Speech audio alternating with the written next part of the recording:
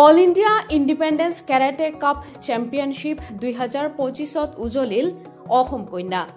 ৰাষ্ট্ৰীয় পৰ্যায়ৰ এই প্ৰতিযোগিতাত সোণৰ পদক অৰ্জন কৰি অসমৰ বাবে গৌৰৱ কঢ়িয়াই আনিছে শিলচৰৰ মাৰ্কাছ পাব্লিক স্কুলৰ 6ষ্ঠ শ্ৰেণীৰ ছাত্ৰী সাদিয়া আখতাৰ লস্কৰে। 12 বছৰ অনূৰ্ধ্ব বিভাগৰ 40 কেজি শাখাত 4খন ৰাজ্যৰ প্ৰতিদ্বন্দ্বীক পৰাস্ত কৰি সাদিয়াই এই কৃতিত্ব অৰ্জন কৰে। নতুন দিল্লীত অনুষ্ঠিত এই সন্মানীয় প্ৰতিযোগিতাত সাদিয়াই একেৰাহে 4খন খেলত সৰ্বোত্তম যুঁজ দি হাৰিয়ানা, পাঞ্জাব, ছিকিম আৰু পশ্চিমবংগৰ প্ৰতিযোগীক পৰাস্ত কৰি শীৰ্ষস্থান দখল কৰে। সাদিয়াৰ উল্লেখযোগ্য কৃতিত্বক উদযাপন কৰি মাৰ্কাছ পাব্লিক স্কুলত এক সংবৰ্ধনা অনুষ্ঠানৰ আয়োজন কৰা হয়। এই অনুষ্ঠানত সাদিয়া, তেওঁৰ প্ৰশিক্ষক আৰু অভিভাৱকসকলক বিশেষভাৱে সন্মান জনোৱা হয়।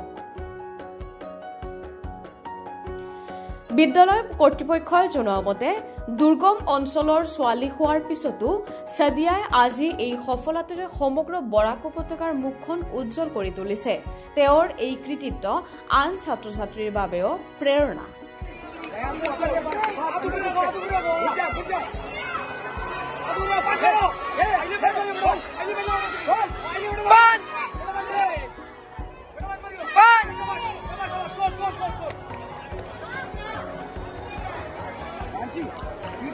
Very good. Sadia, very good.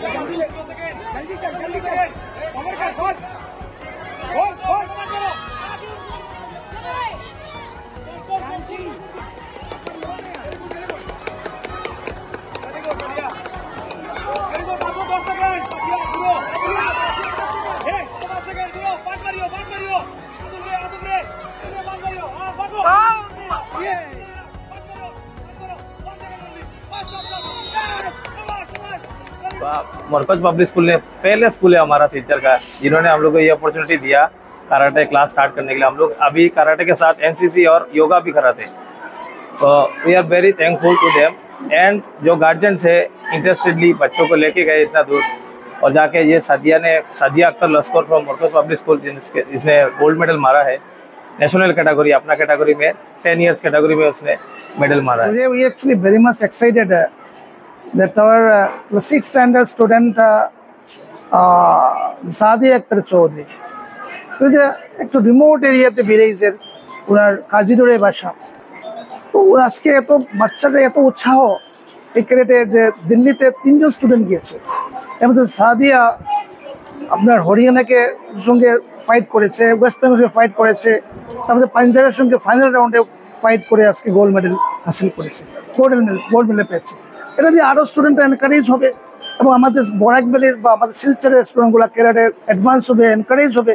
ওরা দেখে সাদিয়ার মতো একজন মেয়ে আজকে দিল্লি থেকে ফাইট করে গোল্ড মেডেল। থ্যাংক ইউ সাদিয়ার প্যারেন্টস অ্যান্ড সাদিয়া অলসো।